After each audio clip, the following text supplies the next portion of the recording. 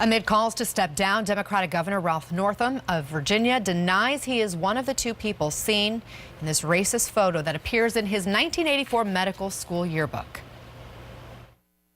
When I was confronted with the images yesterday, I was appalled that they appeared on my page, but I believe then and now that I am not either of the people in that photo. And he is digging in, saying he will not resign, even though he admitted to darkening his face in a separate incident around the same time when he says he dressed up as Michael Jackson at a dance contest. With me now, Republican Congresswoman Granger of Texas. Congresswoman, thanks for being with us. What is your reaction to what we have seen over the past 24 hours now from Northam? Well, you know, when something like this happens, there's certain steps you take. You take it very seriously and you address it very honestly. And it really doesn't seem as if the governor's responses are helping him much. Do Democrats get any credit for quickly calling on Northam to step down? We haven't necessarily seen the same from Republicans, with Representative Steve King, for example, although I know many in your party did rebuke him. Right. I think it was good that there was an immediate response, because it is a very serious thing.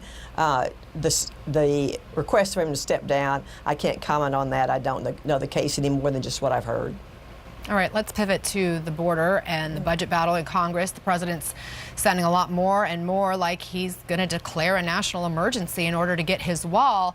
Has he made his case to you for a national emergency? I think that there is it's very serious issues at the border. We can call it a crisis or an emergency. It demands our attention. I hope the president will let the convention, the group that are working us, those of us from the House and the Senate, Democrats and Republicans, are coming together. We were given 3 weeks to come up with a solution, and I hope the president will allow that to play out. We're all appropriators. We know each other. We've worked with each other for years. And a conference committee like this is a situation that occurs when major bills come up. You have the House has their version, the Senate theirs, and then we come together to work out the differences. I think there are the people on that committee, the 16 that are on that committee, are capable of doing that, and we're taking it very seriously, and I hope we'll have the time to work it out. I mean, you're taking it seriously, but the president says you're wasting your time.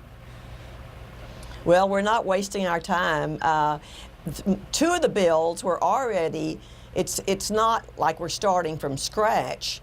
We're having to look at some issues and see how there can be compromises. But, you know, we're doing everything we can. Tomorrow I leave for to visit the border of Texas and the border of San Diego and California, and bring some other members of Congress that are on the committee that haven't seen that, so they can see what we're really dealing with.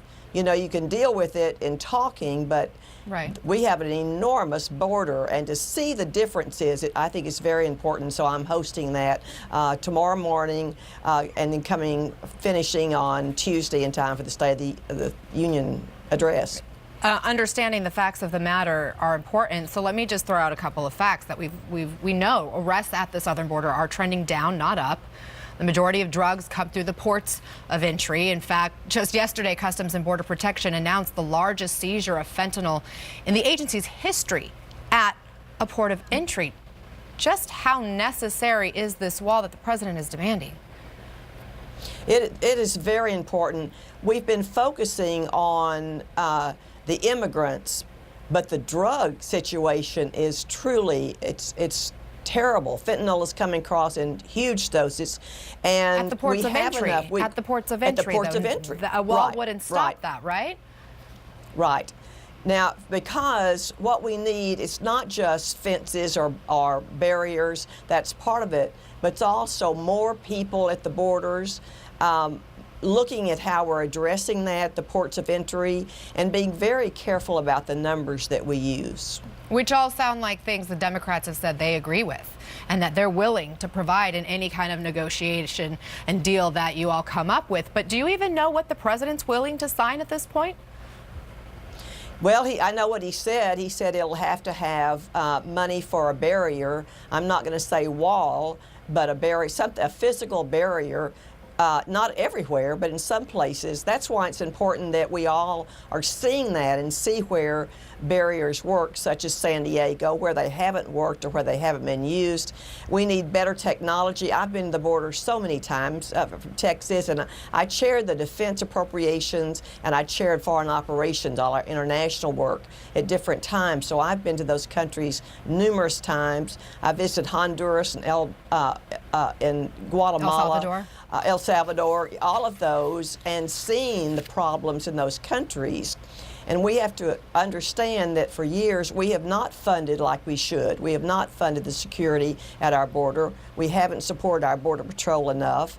And we haven't invested the technology that can be extremely helpful. And we must do that if we're going to keep our nation safe. Sounds like there's a lot of common ground between Republicans and Democrats who are working on this deal without the wall, which seems to be the big sticking point. Congresswoman Kate Granger, thank you very much for being here.